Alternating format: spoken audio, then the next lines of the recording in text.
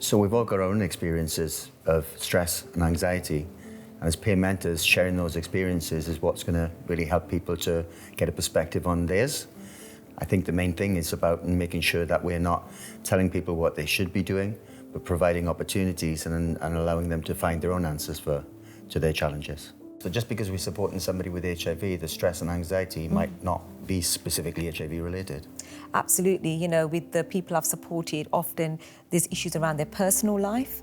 It could be alcohol, it could be drugs, it could be money issues, financial pressures, also health issues, that particularly for women around menopause. So there's quite an array of challenges and difficulties that people might be experiencing. So I would say, don't make assumptions, get some clarity around what's going on for the individual and have that space for them to share that with you.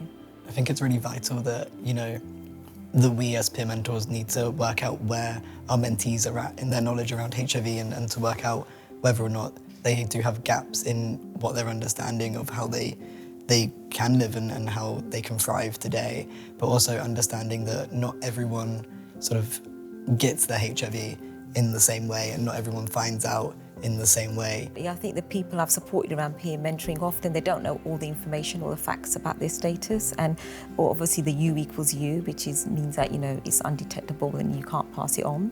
And I think when they find that out, they're quite relieved, and that the fact, you know, they can't pass it on, and I think that's quite empowering for them as well.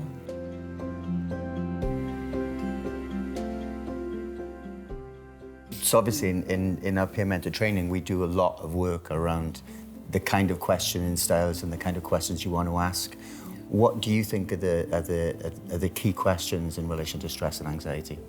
I think so. With anxiety, we need to be thinking about what is anxiety. Anxiety is essentially worry. You know, it's worrying, worrying a lot of the time and not being able to control it. So we need to ask people, how often are they worrying? You know, what are they worrying about?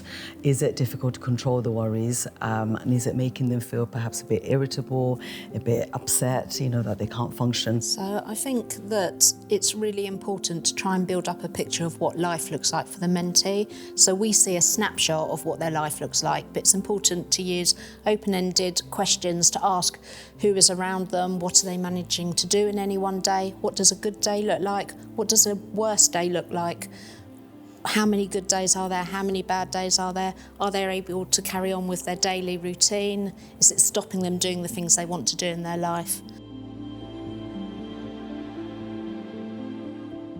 And so one of the things I do ask is, well, what will help you right now? Or, you know, what resources they've got to check out what will help. And if they say, I'm not sure, then you can professionally signpost people and see if that's what they need or want.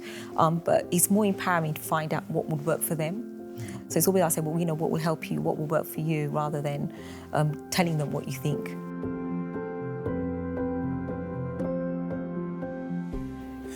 We certainly always think, you know, if you're seeing somebody and they have those challenges, sometimes they're not even that comfortable going back to the GP, but in that case, the clinic is always a good place to start. Often there's psychological support within the clinic, and therefore being able to signpost either direction is a really handy option. There are many ways we can look after our overall health and well-being to live well with HIV today. To find out more, visit the Find Your For website.